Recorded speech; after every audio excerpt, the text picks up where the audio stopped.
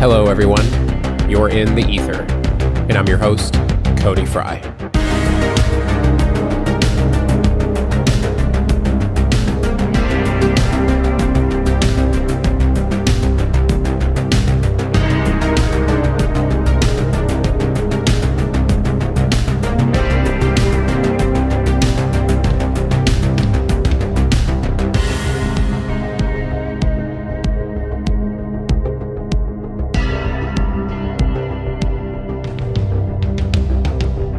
Welcome back for Season 1, Episode 9. Once again, great to have you guys. I've really been looking forward to this one. Thanks for being here. We'll be joined shortly by one of my favorite people, writer, researcher, podcaster, the Time Lord himself, Mr. Micah Hanks. So excited for that. Micah is one of the very first people that I discovered when I did my first kind of real deep dive into unexplained phenomena. Someone I knew I had to have on the show since day one, so I'm thrilled he was able to make the time. And speaking of time, it's something I haven't had a whole lot of here lately with the upcoming move, Thanksgiving, etc. That's why I'm a little late getting these last couple episodes out, so I do apologize. I'm going to have to be pretty brief with today's intro and outro as well, but we had a great conversation. I think you guys should enjoy it. Of course, this interview's pre-recorded. I'd hoped to release it a bit sooner, but instead of just sitting on it until I can devote more time to it, I'm just opting to put it out there, warts and all. So I apologize if it's maybe a bit rough around the edges. I do wish I could dive a little deeper into this one, but I kind of have to move on in order to focus on the next one. So I think today's overarching theme in a nutshell is embracing and trying to understand the mystery that's already there, instead of compounding it with hyperbole and misinformation. There's already plenty of intrigue and questions that demand answers without having to go to extremes to make UFOs, the paranormal, cryptids, spirituality more sexy or mysterious or dangerous. I mean, we all have fun with this stuff, that's not really what I'm talking about. What I'm referring to mostly is all the trendy, sensational garbage that masquerades as educational, informative programming, right? That kind of shit, frankly, just poisons the well, and it doesn't promote free thought, intellect, or discernment. But that doesn't mean there aren't genuine discoveries to be made and truths to be found. However, I think that just requires people with the right mindset, expectations, and attitude. And I believe that's what Micah really personifies. So I really hope you guys enjoy the talk. I know I did. We get into lots of stuff, even some archaeology, one of Micah's own unusual experiences. It was a lot of fun. And that said, I've almost got a foot out the door here, and I'm about to leave for Oregon. I've got a pretty busy December upon me, so I'm not exactly sure when the next episode will be available, but I will make time for it, and I'll be sure to post updates on social media. And for those of you who aren't following us on Instagram and Facebook yet, now would be a good time to do so, all right? We'll be right back after the break with truly one of the brightest researchers and writers out there, Mr. Micah Hanks. Stay with me.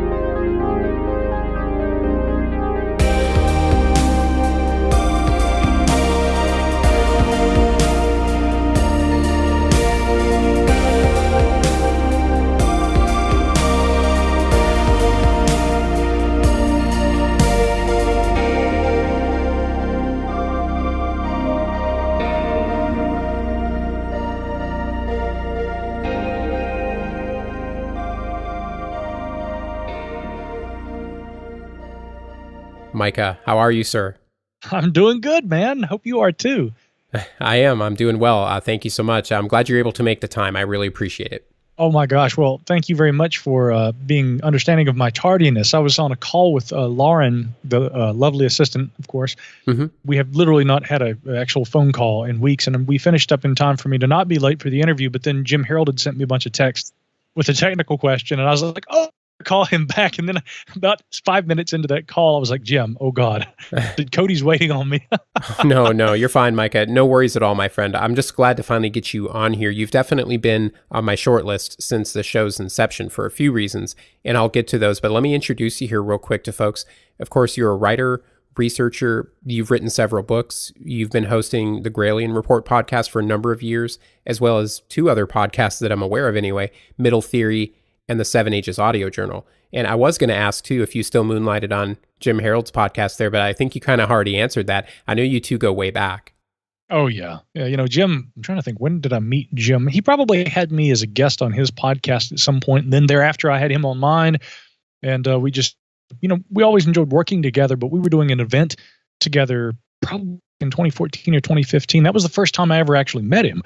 And turns out that a lot of people don't know this, but Jim majored in college, I believe, in vocal performance, and also, of course, did other things. He's worked in broadcast for years and stuff like that. So he's a really good singer, and we were actually doing like karaoke one night, and I guess we were just having a lot of fun. And he calls me after that event and said, Mike, I've been thinking about something. I used to do this show called The Paranormal Report with Clayton Morris, and Clayton did a stint there on Fox and Friends, of all things, actually. He was a broadcaster of many years, and he'd worked for a number of different programs, actually went all the way to the top, and now he's doing real estate. But yeah, so I still catch up with Jim for a while, or every now and then, because we, for a while, did that paranormal report. And now I think, we've decided not to do it because there's so much work that goes into producing a video show like a podcast one. Yeah. So yeah, absolutely.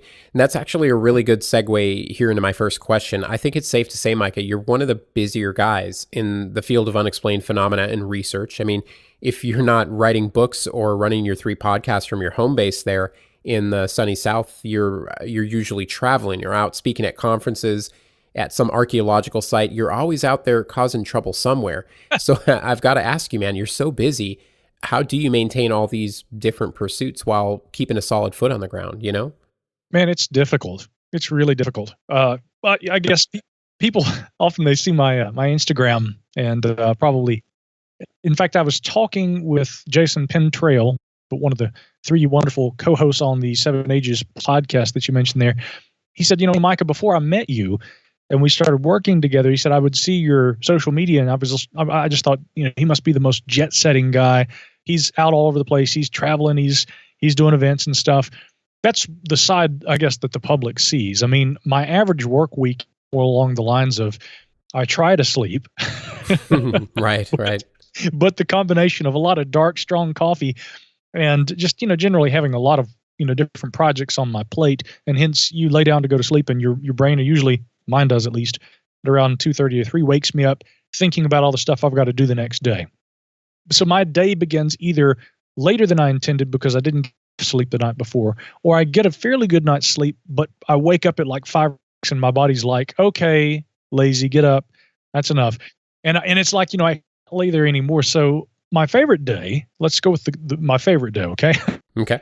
I would get up at, around 5 or 6. I love getting up early, even before the sun rises, maybe take my coffee out and watch the stars as they fade into the twilight and the sun comes up over the horizon. And then once I've got my day going like that, it's, getting the news stuff together. I try to put up a daily news roundup on GrailianReport.com. And then, I'm usually prepping, getting information together throughout the week for whatever show I'm going to be working on. And then, there are other tasks at hand, articles I like to write, things like that, even doing some audiobook narration these days. But nice. More and more, I think my efforts have gone from the written page. I used to think I wanted to be a writer, and podcasting, fun thing to do on the side. I think podcasting is really the main thing I do now. So, like you mentioned, 3 podcasts, 2 of them every week. That's Middle Theory and Grailian, and then 7 Ages every 2 weeks. And then, of course, whatever shows I'm doing, like your wonderful program. Oh, I thank you. It's good to experience the ether. Well, it's good to have you. And, Gralien was one of the very first podcasts that I ever found and really got into early on.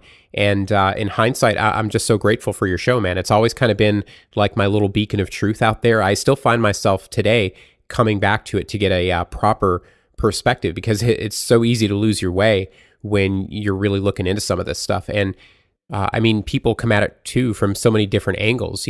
Some have beliefs going in, they have a really hard time letting those go.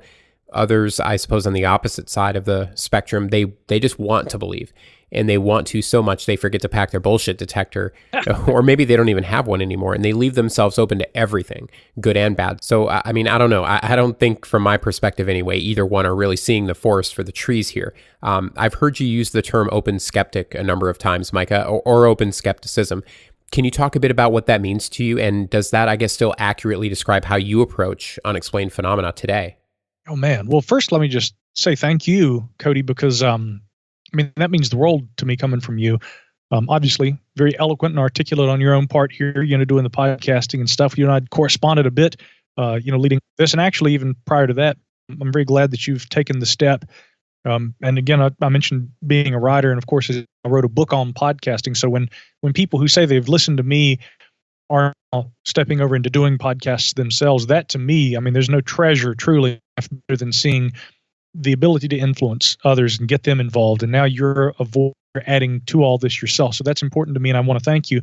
And also just appreciate the fact that you mentioned and again, put it in terms of bullshit detection. This is something in the modern era we need so badly. This is something that is so important. I was like you. I worked in radio for a number of years, and I was interested in the unexplained.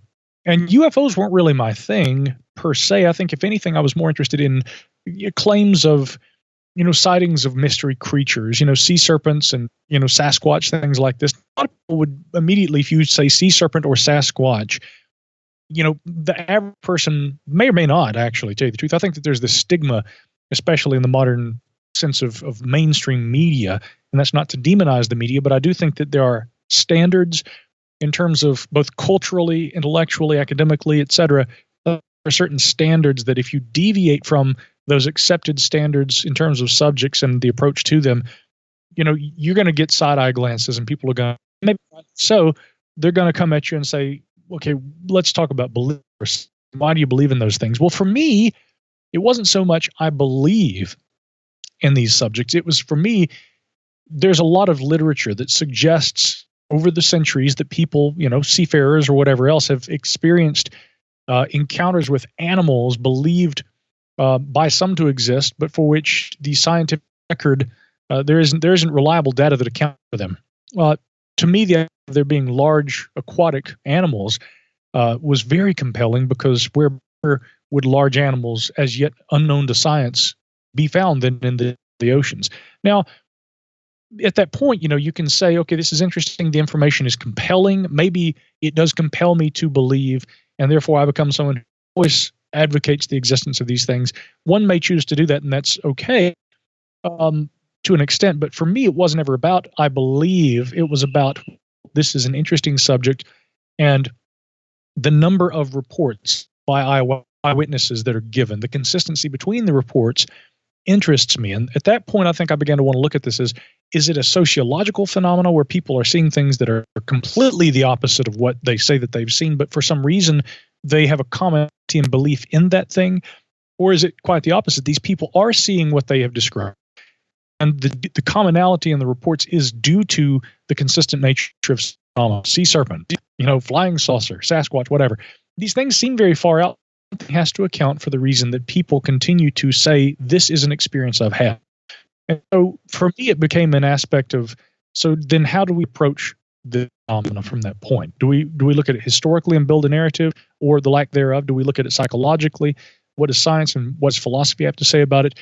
Look at things that way, you learn an awful lot more, I think, about humans than the phenomena ascribed to belief in, Mm-hmm, definitely. You learn an awful lot about the things that lead to belief. You learn an awful lot of things about perception and the fallibility of the human senses. But at the end of the day, I do remain hopeful that some of the phenomena we're describing and some of the experiences people describe having are representative of actual tangible experiences with physical phenomena and things which perhaps we have completely accounted for. Now, that said, in terms of having a good bullshit detector, what was troubling to me is I began to realize, I guess early on I was definitely prone to believing, and I had to kind of pare back on a lot of that and say, let's proceed more cautiously. There's a reason to be open-minded, but you've got to temper that with skepticism. That's how I would say it. The issue seems to be that these days, often even if you espouse interest in a subject, if they see you talking about it in any capacity, they lump you in with the so-called believers, right? Yep. So to kind of put a tail on this donkey, today I do worry that whether it's in the media or whether it's in academia or whatever else, people love labels. Oh, yeah. You see that with the kind of political division that we have, especially in the United States these days. And I literally see people writing op-eds now where they say things like, you know, there are two sides of the political fence you can be on. One is good and one is bad, which you. For me, I've always looked at it more like this. There are two sides of the political spectrum that you can be on. One is bad and one is worse. Why would you want to be either? Right. I mean, right. And in terms of skepticism, just like anything else, just like any other kind of ideology or dogmatic kind of approach that one could take, as soon as you start saying, I am this and everything I choose to understand about the nature of reality is going to be filtered through this skepticism or this belief or this whatever else you want to call it, that's where I think bias begins to creep in. So while I advocate skepticism, I remind people that, yeah, you've got to be open-minded to possibilities too. A friend of mine who's an engineer said to me once, Micah, I don't have that much time for the skeptic guys. And I'm like, really? I said, you're an engineer. Why would you think like that? And he says, because Micah, skepticism didn't get us to the moon. Good point. So if you aren't open-minded enough to possibilities, not room for growth. If you are so open-minded that your brain, as the old saying goes, falls ahead, then you aren't living in reality. So you've got to, I think, find that balance. And that's one reason that, Cody, over time, I've begun to reject labels like believer or skeptic.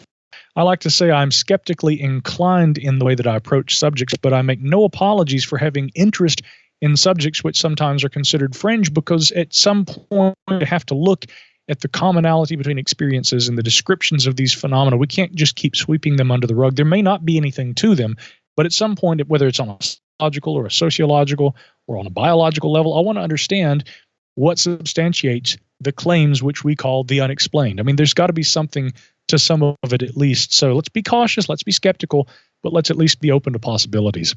Yeah, I couldn't have put that better myself. And I like how you mentioned labels too, right? Because you're right. People have this affinity for labeling everything. It's almost like an obsession, really. And it definitely creeps its way into these subjects far too frequently. It's another one of those troubling aspects I think we should highlight and be cautious of as well.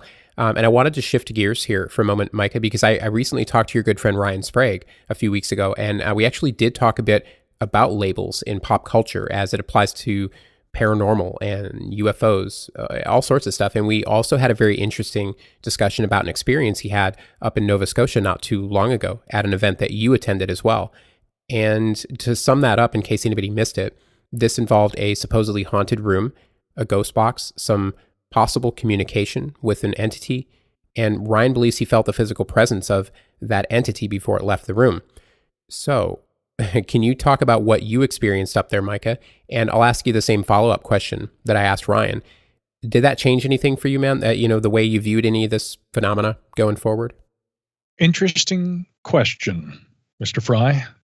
What happened was our friend Paul Kimball had on a event, or he was associated with an event, actually, this past event that he had me and Ryan come up and do. But this was 2 years ago. We were out in Liverpool, Nova Scotia, and we were at a history museum. And as you know from the 7 Ages podcast that I do, I'm very interested in archaeology. And so there was a lot of history and history too, really. I think history is my first love. Archaeology comes second to that. It was, again, the influence of Jason Penn Trail. But now I really kind of look at those two as being almost synonymous with one another. But my interest and focus and my aptitude is historical research. I think that's, if I had to say there's one thing that I really do, that is my main focus. So I was, just in heaven, being in this, in a different country, in this historical museum that they had closed off for the night. And they had a team of, paranormal investigators who were doing ghost hunting. Now, admittedly, when I was younger, like in my teens, I used to be interested in ghost hunting too. To me, well, again, I'll never rule any out of hand. And when we're talking about ghosts, I'll just briefly say that where physicists are coming from when they say that ghosts don't exist. Here's why we know that that's the case.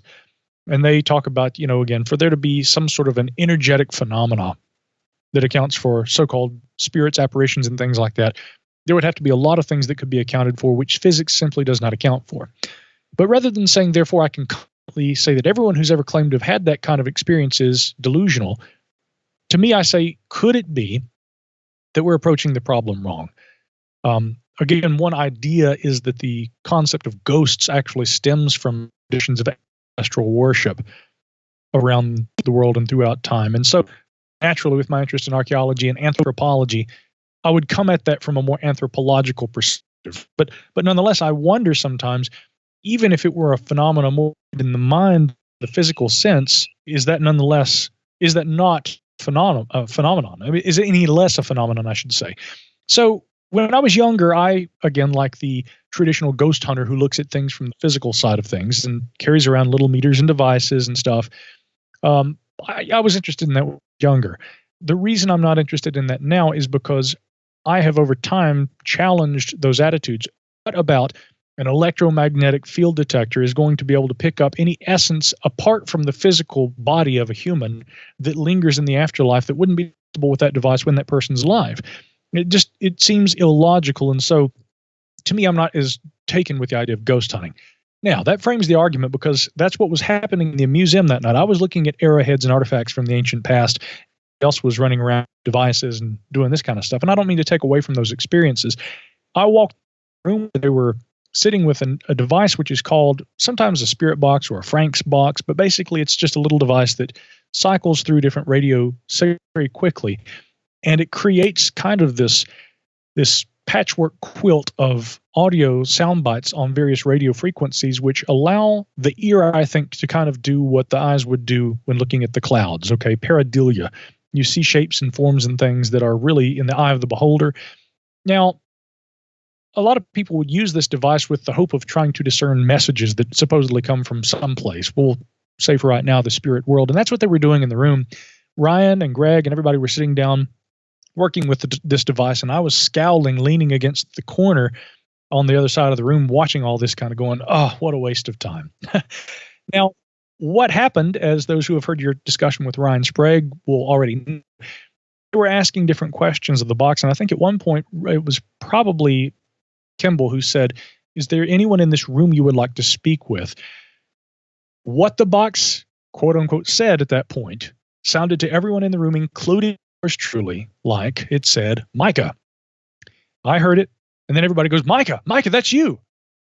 Now, I'm interested. There's a psychologist who used to do a lot of research with regard to the unexplained, Dr. Andrew Nichols.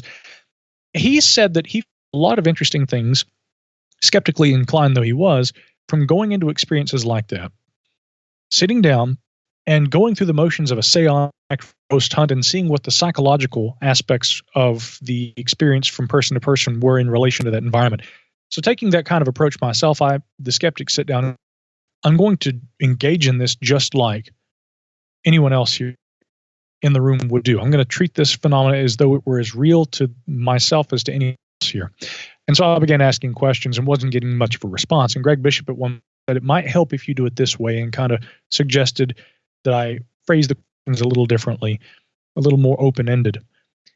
And at one point kind of said, what is the most important thing? To my ear, the box, and there's a recording of this that Paul or someone had been making an audio recording in the room. The box says happiness. And it said it just like that with that same emphasis on the syllables, happiness. And I go, happiness? And it goes, happiness, and says it again, says it back. Well, again, I was more surprised by that experience than anybody else. Nobody else seemed to be taken with that. It seemed to repeat back to me the same thing I had said. And were fascinated with the fact that it had seemed to say my name. But if my opinion, what that experience was, psychologically for me at the time and otherwise, I think that I heard what I wanted to hear, or on a subliminal level, that was the message I was looking for, maybe. uh, which is why it seemed less significant to other people in the room. And about that time, somebody was like, okay, well, that was cool. Let's get somebody else over here. But to me, there was a profundity, and it doesn't matter to me whether that was a real message, where it came from, or whether, as I suspect, it was from within my own interpretation. What is the most important thing? Happiness. Why is that important? Well, we're human, and you can't go your whole life being miserable, right? Absolutely. I mean, stop and smell the flowers. That is important. Yeah, I think so too. And that's a really great story. I appreciate you sharing that. I think it's fascinating because we can kind of boil it down to two options here. Either your psyche created or co-created those responses, or it didn't. And I think it's fascinating either way, whatever the answer ends up being. So I wanted to touch on one more subject here, if it's cool with you. I know you're pretty passionate about archaeology. That's something I wouldn't even consider myself a novice in, but I am interested in sites like Göbekli Tepe and the Galt site in Texas, which I'm currently only a couple hours north of. Oh. I've listened to Randall Carlson and Graham Hancock speak a number of times. I found a lot of that stuff very interesting. So I suppose to phrase my question here, for somebody like you who's had the hands-on experience you've had, who's into the history as much as you are, can you talk a bit about a site or two that has really shifted your perspectives in all the years you've been studying archaeology? Well, with archaeology, again, part of what fascinates us as humans in the modern era is the mystery of that, right? Yeah. And I guess it's just since time immemorial been the case that people from different periods in time look to the past and they attribute fantastical things to things we saw in the past. In ancient Egypt, on some of the stela that you see, stela again just being basically stone columns that have rings. In the case of the Egyptians, sometimes cartouches, which of course are the kind of circular collections of hieroglyphics and symbols that are specifically in relation to the name of a ruler or some other individual, but often royalty. You'll see these collections of images and things that talk about the history of Egypt, on stela. You can see those also, in Maya traditions and other parts of the world. So that just basically being, in the ancient world, carved onto stone, the equivalent of a document or a book today. We learn a lot about the past from quote-unquote documentary sources like this. But you look at, for instance, what's known as the inventory stela, which refers to the idea of some of the antiquity of the monuments of Egypt hailing back to much earlier times. Now, the French researchers would say, therefore, Egypt is older, it appears to be, as we thought. The archaeological side of things, and Egyptology and consensus opinions on history are that, in fact, what was more likely, and I actually side on the more likely side here too, what's more likely is that even in ancient Egypt, the mythical kind of traditions attributed to much more recent monuments so as to give them a greater significance. And so as to imbue them with, well, we didn't build this. We restored this. In the era of Khufu, the temple was restored, but it was actually built by the gods themselves, going all the way back to Osiris and Ra. And, this was the mythologization, which imbued these structures with a greater importance. And it was a form of propaganda. The trick is, when we look at the ancient past, we have to be able to understand that just as we look to the mysteries of the past and we rewrite fantastical things to explain structures and civilizations and elements of ancient human past and antiquity that seem very mysterious to us, we attribute extraordinary things. In fact, simpler things explain them more often than not. We do it today. People back then kind of did too, and for different reasons. And that is part of the problem, propaganda or otherwise, that leads to misinterpretation of the past. So when I got into really looking seriously at archaeology, I didn't come at it from the perspective of, well, I want to prove that aliens landed and that they taught people to do this or that or build the pyramids. I came at it from the perspective of, before I leap to more complicated and frankly more complicated than necessary kinds of theories to explain the past, I want to look and see what history and what consensus archaeology has to say about things. There is plenty that remains unexplained within that sphere of thought without having to step over into the fringe claims, and that's something that William R. Corliss, one of my favorite chroniclers of the unusual, he was an American physicist, by the way, and you can still find some of his books online, but they're getting harder and harder to find. But just go to science-frontier.com, I believe. That's the online representation of his work. In his collections, his anthologies of archaeological mysteries, he said, as tantalizing as the ancient alien theories and things like that are, he says there's far more interesting stuff in the actual archaeological record that science hasn't accounted for, but which nonetheless is mysterious. And so for me, the actual archaeology and the actual history of sites led into some very interesting questions. One of those has to do with, for instance, what's called archaeoastronomy. Ancient people were watching the sky. I don't think they were looking for aliens. They were looking at the turning of the heavens over time and throughout the year, throughout the seasons. And this helped them, again, in terms of planning crops and planning just basically the annual cycle, the change of the seasons, kinds of things. And ancient structures going all the way back to, for instance, here in North America, Paleo-Indian times, and even before that, there's good evidence that people were looking at the sky and that they were kind of orienting themselves throughout the year in relation to the change of the seasons and what they saw happening in the celestial night sky. And so that archaeoastronomical aspect of this is fascinating to me. When you look at ancient sites, I'll give you a quick example. You go to some places like Mound City, in the Ohio River Valley. Again, the celestial alignments are widely recognized by archaeologists and historians today. At one time, they looked at it and they hadn't quite picked up on this. And when they started to see these, the specificity of the alignments of some of the mound structures on that site with rising and the setting of the sun on the equinoxes and on the solstices and things like this, it couldn't be that ancient people were really that in tune with what was going on in the sky. And yet, as time has shown, they absolutely were. Another site that you visit, of course, and these are all the ones I've mentioned so far, are open to the public. So if people visit these sites, especially if you live near or in Ohio, Mound City is great, but also, of course, the famous Serpent Mound, the largest serpent effigy anywhere in North America and one of the largest in the world.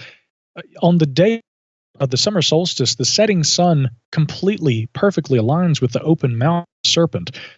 And to think that ancient people were so aware of that were going on, that to me is something that's truly fascinating. And although I think there are what you might call on the more, the closer side of mundane reasons for why they did it, it's nonetheless fascinating that they were astronomers in their own right. The other big mystery I think that we're starting to kind of unravel, and you mentioned the Galt site, which is near you, is that pushing back the timescales on the arrival of people in North and South America. At one time, it was believed that people had been in North America no longer than 3,000 years, which is crazy now because well in excess of 13,000 years, we're seeing strong evidence for pre-Clovis occupation at sites like what you described with Galt. So for me, that's been one of the best things, is just changing I thought I knew about the ancient past, but finding that there's as much mystery in what is widely regarded as reputable consensus academic resource material without having to watch shows like Ancient Aliens, which, just between you and I and everybody here in the podcast, I kind of despise those shows for a lot of reasons, and not even so much that they, as many academicians argue, take away from the values and the achievements of ancient cultures. They do that too, but frankly, most of what I see on those shows, it's just silly. They go to great lengths to explain things that happen in the ancient world that do have a sense of wonder and intrigue, and they have to come up with every cockamamie idea to do it. Some of them are really good people too, and I've got some friends who've been on that show. Many of them express the same discontent with the way that program has presented the data over the years, and they say that they don't care for it and prefer not to go on that show anymore themselves because of the way that it has presented that data. So anyway, those are some of the things I've learned from really looking at real archaeology. And if anybody else is interested in it, get a good history book. Learn about the archaeology in your own backyard first. Yeah, that is excellent advice, sir. And, as good a place as any, I think, to wrap this up here. So, Micah, it's been a blast, man. And the time's gone by way too fast. It always does. But I hope we can do this again real soon. One day, I do plan to meet you in person and shake your hand and buy you a Guinness. But until then, let's keep in touch, okay? And folks can visit you at thegralianreport.com. You're on social media, of course. Is there anywhere else in particular you want to direct folks, or anything upcoming that you want to put out there? Really, there's my personal website, micahhanks.com, which is MICAH, and then Hanks like Tom Hanks. You can check out my personal website too, but as far as casts and things, definitely check out gralianreport.com, middletheory.com if you like news and current events, and if you want to hear more about history and archaeology, it's 7ages.org. Those are all the sites associated with me, and of course, just hit me up on Twitter at Micah Hanks too. I definitely hope we can do this together too, or do it again sometime. And if I come your way, since I travel a lot, I'll definitely let you know ahead of time and take you up on that Guinness. That'd be a lot of fun, man. Yes, sir, it would. I look forward to it, Micah. Thanks again so much. You're a true professional. It's been a great pleasure and an honor. Yeah, you too, man. We'll be in touch. All right. All right. Take care, Micah. See ya. Again, I had a great time talking to Micah this week. The guy's so informative. I learned something new every time he talks, and our conversation was certainly no exception. I hope you were able to take something away from today's show as well. As I said, I do have to cut out a little early here today, so as I'm about to venture west in just a few short days, wish me luck, and if you don't mind, send a few good vibes my way. It certainly can't hurt, right? And I will be sure to keep you posted on the next episode. Please don't forget to subscribe, rate, and review the show on iTunes, and stay tuned for updates. That's it, guys. I want to say thank you once again for joining me in the Aether. We'll see you next time.